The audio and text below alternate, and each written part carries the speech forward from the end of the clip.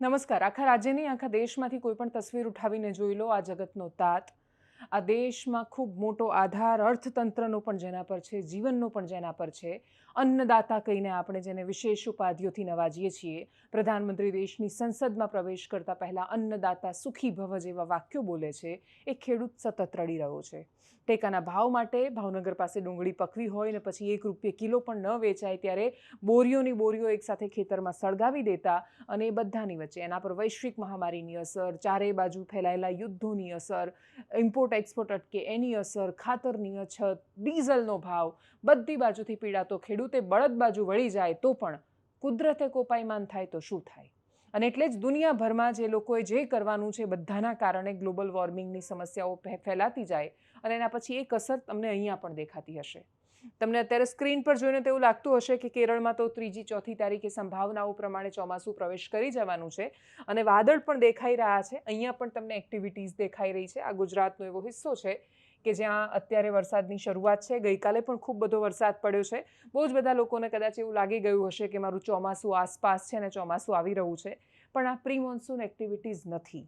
નિષ્ણાતો કહી રહ્યા છે કે પશ્ચિમી વિક્ષોભના કારણે આ વરસાદ આવી રહ્યો છે અને આવનારા સમયમાં જે મોન્સૂન અથવા જે અસર દેખાઈ રહી છે એટલી વધારે અસર કરતી નથી. એટલે જ આ તમને ખાલી વાદળથી પણ જો તમને સમજાય તો ગુજરાતના કયા કયા હિસ્સાઓમાં, સૌરાષ્ટ્ર અને દક્ષિણ ગુજરાતમાં આજે મોડી રાત્રે વરસાદ પડવાની સંભાવના છે, અને વરસાદ એ ગાજવીજ સાથેનો વરસાદ હશે.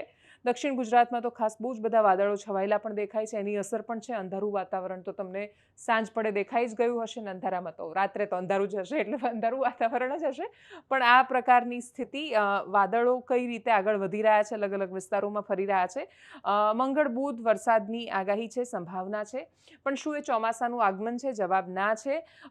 ગુરુવાર આવતાની સાથે જ 4થી તારીખની આજુબાજુ આ પ્રકારની સ્થિતિ સર્જાયેલી હશે ને, એટલે જ રાજસ્થાનની બોર્ડર પર આવેલા ગુજરાતના જિલ્લાઓ, અમદાવાદ સુધી વરસાદની અસર હશે. કચ્છમાં પણ વરસાદ હશે, સૌરાષ્ટ્રના સંપૂર્ણ કાંઠા વિસ્તારમાં વરસાદ, દક્ષિણ ગુજરાતમાં વરસાદ. એટલે આપણને એવું લાગશે કે ગુજરાતમાં ચોમાસું શરૂ થઈ ગયું, પણ આ બહુ જ સાતત્ય સાથે ટકેલી રહે એ પ્રકારની સ્થિતિ નથી.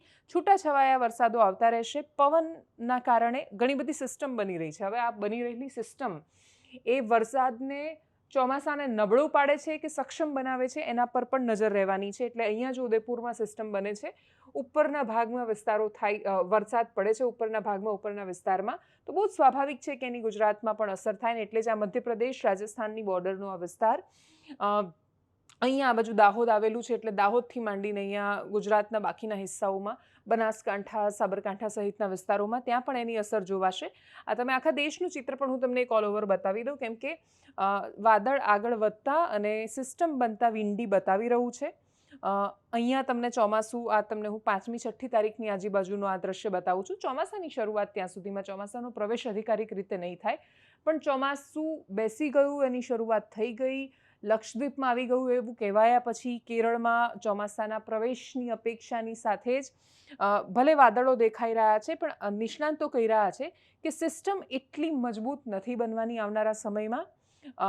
અને આ પ્રકારની જે સિસ્ટમો વચ્ચે વચ્ચે બની રહી છે એના કારણે જે જેટ સ્પ્રિંગ આવવા જોઈએ, જે પવનો આવવા જોઈએ, જે મજબૂતાઈથી વાતાવરણમાં અસરો દેખાવી જોઈએ, એ નથી દેખાઈ રહી ને. આવનારા સમયમાં એની અસર ગુજરાતમાં પણ જોવા મળશે.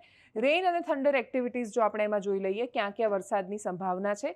આ 6ઠ્ઠી જૂનનું છે. ફરી એકવાર આપણે 2જી તારીખની આજુબાજુ પણ પાછા આવશું તો પણ આપણને સમજાશે કે આજે શું પરિસ્થિતિ થવાની છે, આખા દેશમાં વરસાદ કઈ કઈ જગ્યાએ એની સંભાવના છે.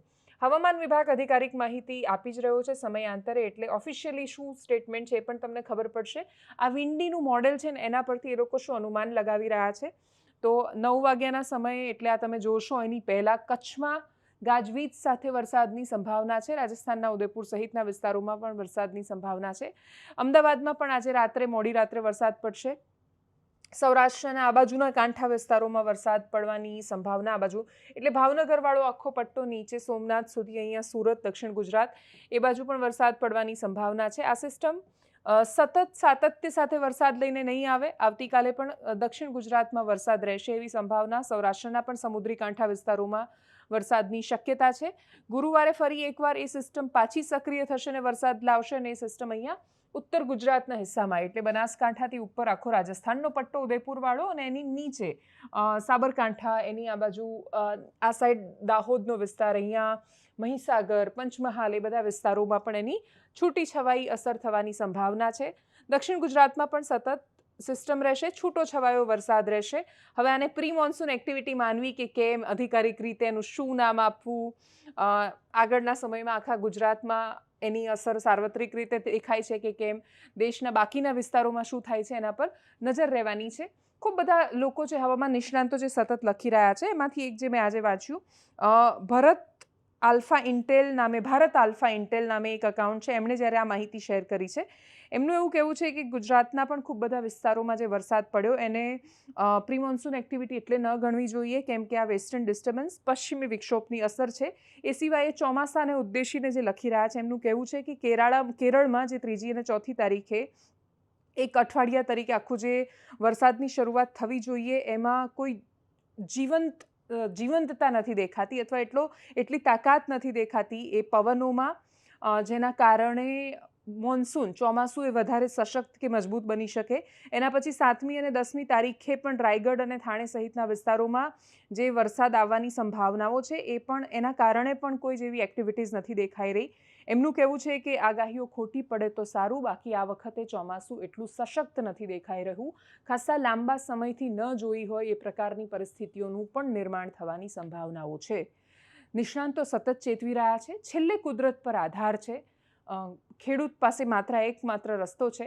નિષ્ણાંતોનું એ પણ કહેવું છે કે ખેડૂતો આને વરસાદ આવવાનો છે એવું માનીને પોતાની ખેતીની પ્રક્રિયા ન શરૂ કરી દે, કેમ કે એના પછી લાંબો વિરામ પડે, બ્રેક પડી જાય એવી પણ સંભાવનાઓ છે. એટલે આ પ્રી મોન્સૂન એક્ટિવિટીઝ ન હોય અને જો ચોમાસું આવું ન થઈ રહ્યું હોય અને ખેડૂતો એવું સમજે અને પછી ખેતરમાં ખેડ સહિતનું કામ શરૂ કરી દે, તો આવનારા સમયમાં હજી વધારે ગરમી, બફારો, ઉકળાટ એ બધું રહેવાની પણ સંભાવનાઓ છે.